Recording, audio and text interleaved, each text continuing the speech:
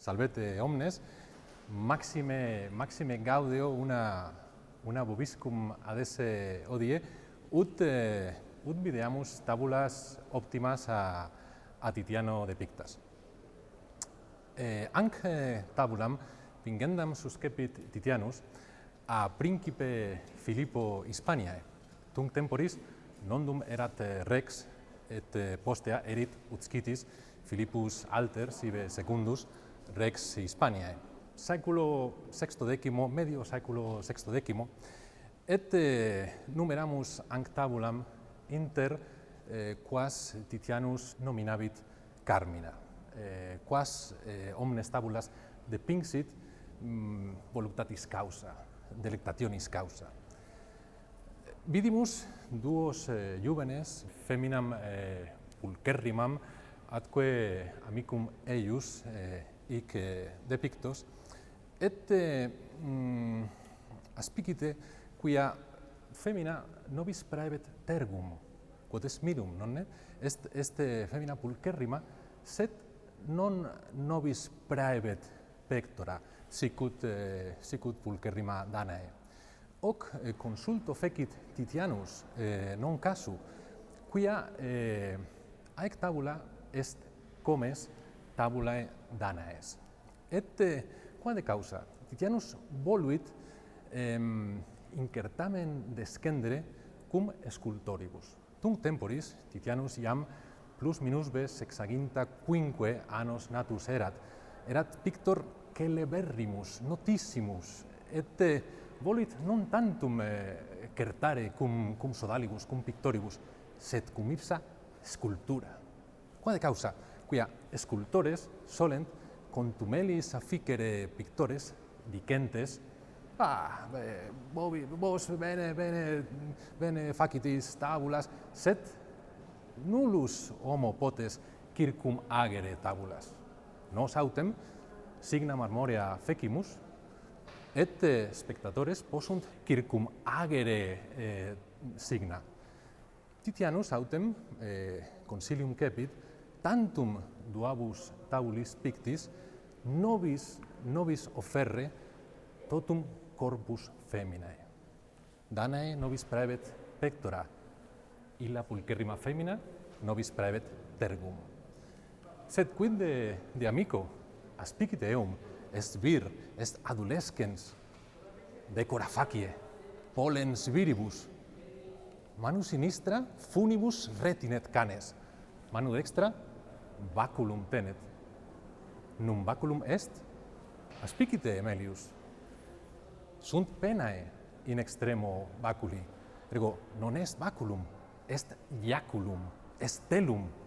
Inter arma ad venationem dicata, possumus numerare iaculum. Est telum.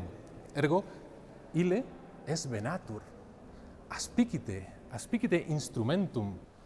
Est cornu sive litus, est instrumentum quo utuntur venatores ut moneant sodales. Ergo, ille est Adonis, illa est Venus, iam vobis est fabula notissima. Adonis erat filius Mirrae sive Smyrnae, cuius mater, regina Cypri, superbe locuta est, atque a Venere Dea severe, saeve, punita est. Quomodo? Venus consilium cepit puniendi matrem, sed per filiam. Obsquenum foedum amorem obiecit filiae, adeo ut suum patrem amaret. Cum quo concubuit tenebris nocte, et mane cum pater aperuit totam rem, constituit necare filiam, eam persequi gladio. Quae rogabit Deos, et illi miserati in arborem commutarunt miseram puellam. Sed iam gravida erat puella, et post aliquot menses ex ipsa arbore natus est Adonis. Adonis qui erat pulcherrimus. Iam juvenis, iam vir, iam se formosior ipso est, nobis dicit Ovidius. Ergo, Ovidius dicit adonem formosiorem quam ipsum adonem esse. Est absurdum, nonne? Ipse formosior quam ipse. Sed est Carmen, est Ovidius.